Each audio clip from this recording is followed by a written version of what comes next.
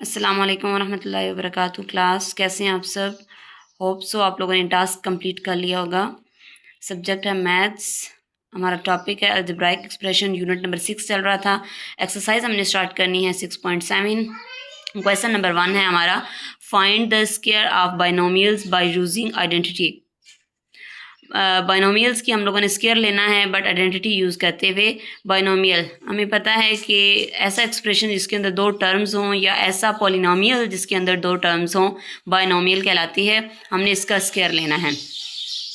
हम लोगों ने कल ये आइडेंटिटीज़ या फिर जो फार्मूलाज होते हैं इन्हें एवेल्यूएट किया था डिटेल के साथ।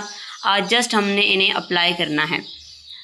हमारा जो बाइनोमियल है वो है 2m+3 और ये यहाँ पे आइडेंटिटी थी a+b होल स्क्वायर।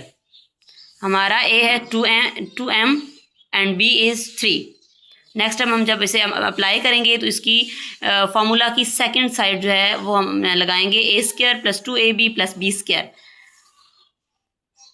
a हमारा a है 2m, हम उसका स्क्वायर लेंगे प्लस फार्मूले वाला 2ab। a की जगह हमारा a क्या है 2m and what is our b which is 3। हमारा b जो है वो 3 है तो हम उसका स्क्वायर ले लेंगे। ये हमारा फार्मूला कंप्लीट हो गया, a² + 2ab+b²। अब हम इसे सिंप्लीफाई कर देंगे। 2² क्या होता है 4 होता है, 4m² प्लस। अब ये देखें कि ये एक वेरिएबल है उसके साथ कोएफिशिएंट है और ये सिंपल कांस्टेंट है और ये भी नंबर है। तो मल्टीप्लिकेशन के लिए कोई रिस्ट्रिक्शन नहीं होती कि लाइक टर्म्स हों, तो फिर हम इन सब को सिंपल मल्टीप्लाई कर लेंगे, इन सब के कोएफिशिएंट्स को मल्टीप्लाई कर लेंगे। 3 2 ज़ा 6 एंड 6 2 ज़ा 12, तो 12m बनेगा plus 3² which is 9। Same method को फॉलो करते हुए हम अपना नेक्स्ट पार्ट करेंगे विच इज़ 3x + 5y। अब उसमें एक ही टर्म के अंदर वेरिएबल मौजूद था और दूसरी कांस्टेंट टर्म थी, बट यहाँ पे दोनों के अंदर वेरिएबल मौजूद हैं but still it is binomial. ये बाइनोमियल ही है, इसका स्क्वायर लेना है और आइडेंटिटी को ही यूज़ करते हुए करना है और कोई इसमें मुश्किल बात नहीं है। सेम उसी तरह ही होगा। This is your a and this is your b। 3x को हमने a मान लिया, 5y को हमने b मान लिया। अब हमने डायरेक्ट फार्मूला अप्लाई कर देना है। पहले हम इस बाइनोमियल का स्क्वायर लेंगे। अब हम क्या करेंगे कि इस पे अप्लाई कर देंगे ये formula a² which is our a 3x² whole square 3x whole square plus 2ab 2a and b plus b² हमारे पास क्या है 5y तो b²। अब हम इसे सिंप्लीफाई कर लेंगे।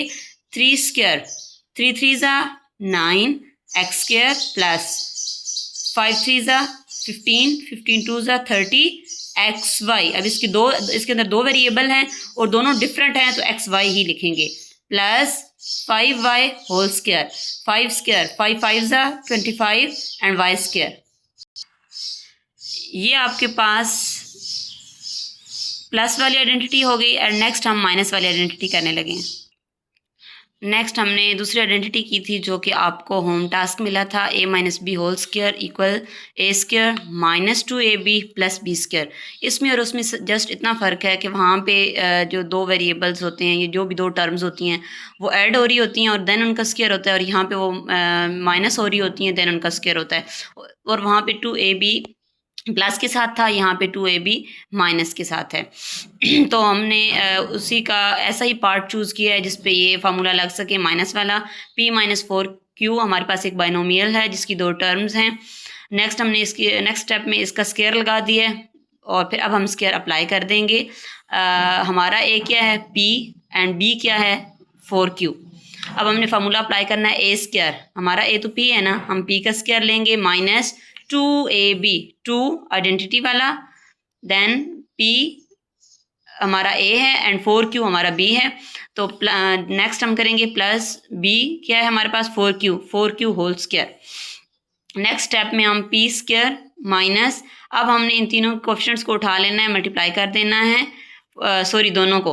4 2 ज़ा 8 pq प्लस 4 4 ज़ा 16 एंड क्यू स्क्वायर, क्योंकि स्क्वायर जो होता है वो होल स्क्वायर जो होता है वो अंदर वाली सारी चीज़ों पे अप्लाई होता है, तो 4 पे अलग होगा 16 बनाएगा और क्यू पे अलग होगा तो क्यू स्क्वायर बनाएगा।